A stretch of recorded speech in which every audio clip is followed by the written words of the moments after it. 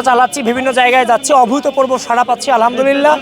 এবং আপনারা ইতিমধ্যে দেখেছেন অনেক মুরব্বী কেঁদেছো যে তারেক রহমানের নাম বলার পরে, যে হ্যাঁ সে হচ্ছে যে একটা আবেগঘন পরিস্থিতিতে এরা চলে গেছে, যে হ্যাঁ তারেক রহমান এখানের প্রার্থী আমাদের জন্য নিঃসন্দেহে গৌরবের। তো ইনশাল্লাহ এই আসন থেকে ধানের শীষ বিপুল ভোটে বিজয়ী হবে ইনশাআল্লাহ। এবং আমরা চেষ্টা করতেছি মানুষদের কাছে পৌঁছানোর জন্য, তাদেরকে সচেতন করবার জন্য। এই আর কি। মানুষের সাড়া কেমন পাচ্ছেন ভাই? আমি তো বললাম মানুষের সাথে অভূতপূর্ব সাড়া পাচ্ছে আলহামদুলিল্লাহ। এখানে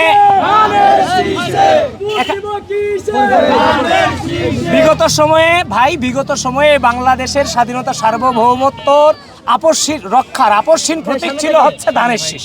টানা তৃতীয়বার অর্জন করেছে দেশের সেরা সুপার ব্র্যান্ড স্বীকৃতি বসুন্ধরা টিস্যু।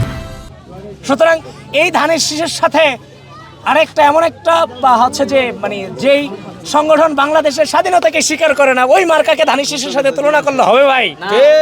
হবে না তো ভাই। আন্টি আসসালামু আলাইকুম, কেমন আছেন?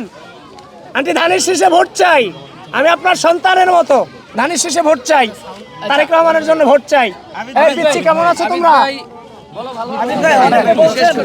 অনেকে বলছেন তারেক রহমান যেহেতু প্রধানমন্ত্রী হবেন আমরা যেতে পারবো না, তার কাছে রিচ করতে পারবো না, এই ব্যাপারে কি বলছেন? দেখেন, তারেক রহমান ইতিমধ্যেই উনি ওনার নির্বাচনী সভাগুলোতে মানে যেই ধরনের প্রদর্শনী উনি দেখিয়েছেন, যে কখনো দিনমজুর ওনার স্টেজে উনি নিয়ে আসছেন, কখনো বাসার গৃহিণীকে নিয়ে আসছেন, কখনো স্টুডেন্টকে নিয়ে আসছেন, কখনো ইমাম সাহেবকে নিয়ে আসছেন, কখনো হচ্ছে যে শিক্ষককে স্টেজে নিয়ে আসছেন।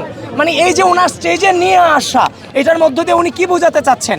উনি বোঝাতে চাচ্ছেন রাষ্ট্রের প্রধানদের সাথে, রাষ্ট্রের সর্বোচ্চ ব্যক্তিদের সাথে সাধারণ মানুষদের সরাসরি কথা বলার সুযোগ উনি সৃষ্টি করছেন। এবং বাংলাদেশের বিভিন্ন প্রান্তে উনি যে যাচ্ছেন, ওখানে গিয়ে কিন্তু স্টুডেন্টদের সাথে, ইয়াংস্টারদের সাথে উনি বসতেছেন, মানে এখানে কোনো মাধ্যম রাখতেছেন না, উনি সরাসরি এখানে বসছেন। সুতরাং আমরা প্রধানমন্ত্রীর চেয়ার দেখেন, আপনি দেখে থাকবেন উনি একটা মঞ্চে একজন ব্যক্তিকে উপরে নিয়ে বললেন যে আমি যে চেয়ারটায় বসছি আপনি ওইটাতে বসেন। মানে প্রাইম মিনিস্টার চেয়ার কিংবা হচ্ছে যে আমাদের যে পার্থক্যটা ছিল যে বিভিন্ন পার্টির প্রধানদের চেয়ার অন্য কেউ বসতে পারে না, সেই মিথ্যাও তো উনি সেদিন ভেঙে দিলেন। তো সুতরাং আমরা আশা করতেছি বিগত সময়ে বাংলাদেশে যে রাজনৈতিক সংস্কৃতি, গণতান্ত্রিক মূল্যবোধ এবং নৈতিকতা শূন্যের কোটায় ছিল, জনাব তারেক রহমানের হাত ধরে পুরোপুরিভাবে বাংলাদেশে এটা প্রতিষ্ঠিত হবে। এই আসলে যে প্রতিপক্ষ তারেক রহমানের, তার একটি বক্তব্য ভাইরাল হয়েছে যে একটি সিটও তারা দিবে না। এটি আসলে আরে ভাই জীবনে 5টা সিট মানে যারা জীবনে এককভাবে 2টা সিট পায় নাই, হে ঢাকার কোনো সিট দিবে না, এটা আবার কেমন কথা?